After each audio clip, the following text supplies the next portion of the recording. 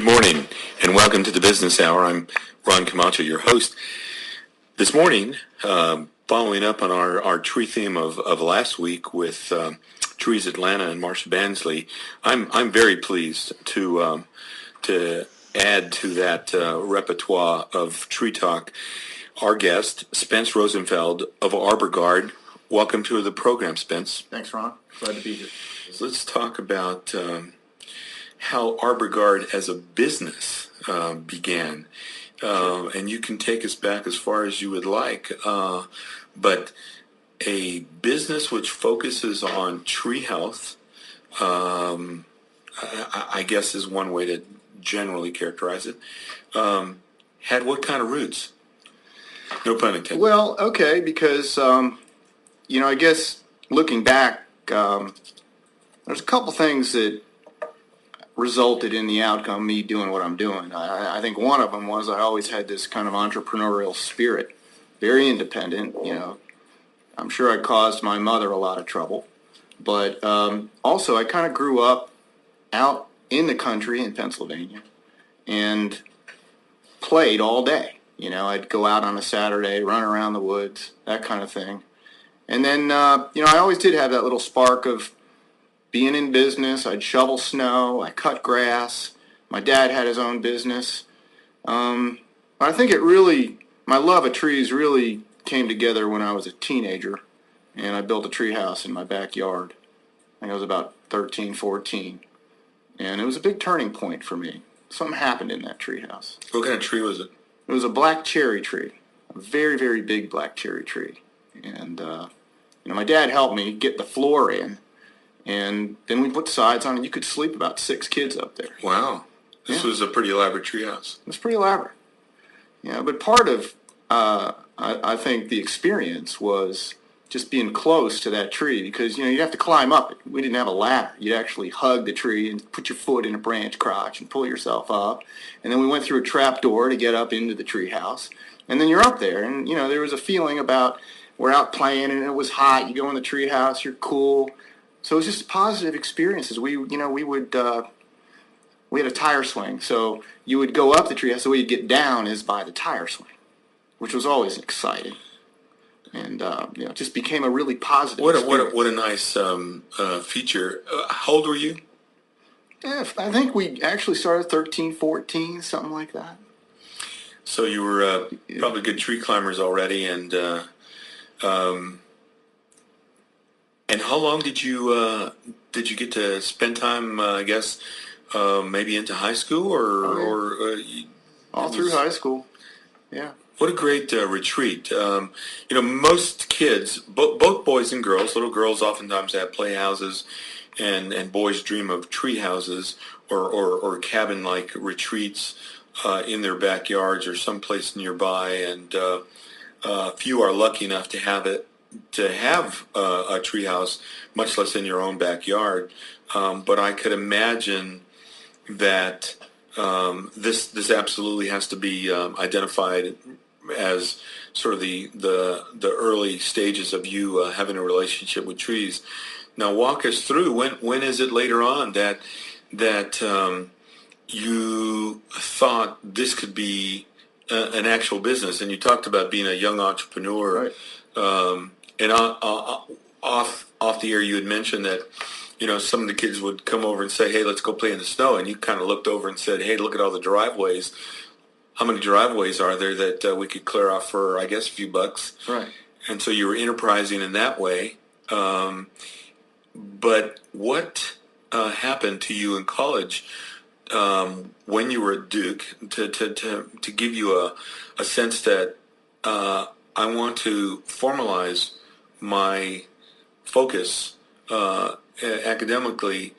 Walk us through that. How did that come about? Well, it was interesting because I don't think I realized how deep that experience of playing outdoors was for me until I went to college. I decided early in my freshman year to be a business major, and I studied a bunch of economics classes and just wasn't doing it for me. And after my sophomore year, I thought about, well, I'm being forced now to have to make a decision about a major. What direction do I want to go in?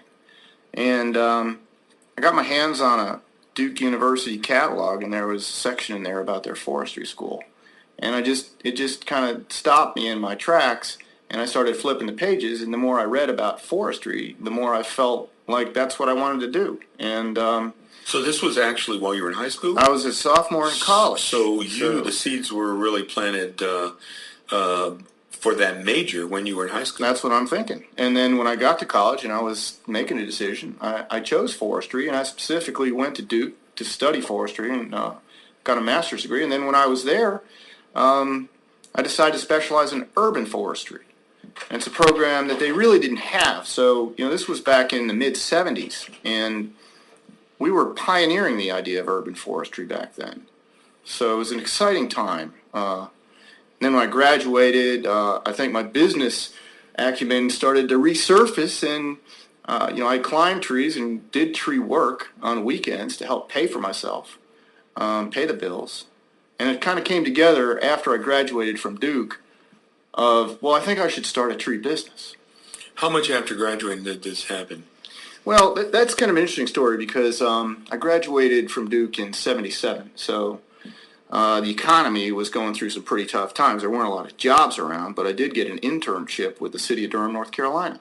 So I worked in their planning department, and essentially I was put there as a summer intern to help field calls from people who were complaining about raised sidewalks and dead tree limbs and that kind of thing. And I immediately got the idea that, well, there needs to be a more substantial program here. We need to be planting trees. We need to be, preserving green space. We need to be getting citizen advocate groups together to talk about the community and what trees do for the community. I developed an ordinance. So I ended up staying there about 3 years. And by the time it was over, I had gotten a lot of grant money. I had a fleet of about 3 or 4 police cars that we had retired. I had 9 people working for me. But I decided that I was going to move on and get into business after that. So now let's talk about how you help to keep some of the trees healthy. And you have something that's called Arbor Grow. Arbor Grow, right. Tell us a little bit about healthy trees. Well, it's interesting because we deal with urban trees, and of course they've been extracted from their natural environment. They evolved for 200 million or so years in the woods, and they know how to live in the woods. They don't need our help in the woods. But what we've done is taken trees and brought them into the urban environment, or we've built around trees and damaged their root systems and changed the underground drainage. We've done everything that we can to try to disrupt their natural environment. There are very few woodlands left within any of our metropolitan areas.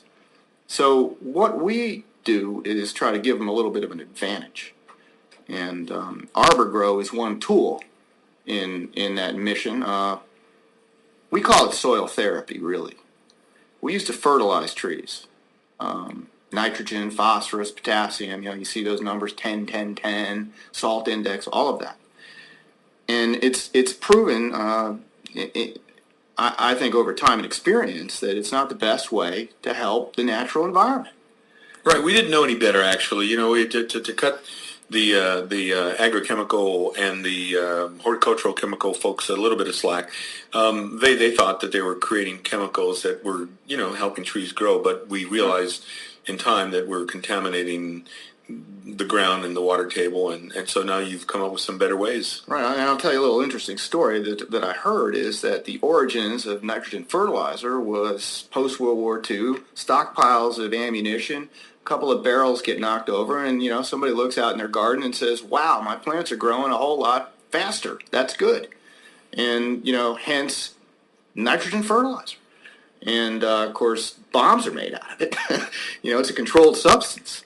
So just think for a minute about that alone. That should tell you something. And, okay, granted, it might make trees grow, plants grow, but are we doing the best for the long-term health of a tree by applying a lot of nitrogen or a lot of phosphorus? Not only because they got along for a couple 100 million years without it. That's right. Right. So let's look at urban soils. What are they missing? Well, they're missing organic matter, most of all, because we scrape it all off. Where are all those leaves? How many millions of leaves fall, and where do they go? We've put some pine straw down in Atlanta anyway, but they're devoid. Urban soils are devoid of organic matter. They're also devoid of pore space because of compaction. Compaction is one of the worst forces that work against trees. And so Our Arbor Grow is more of a soil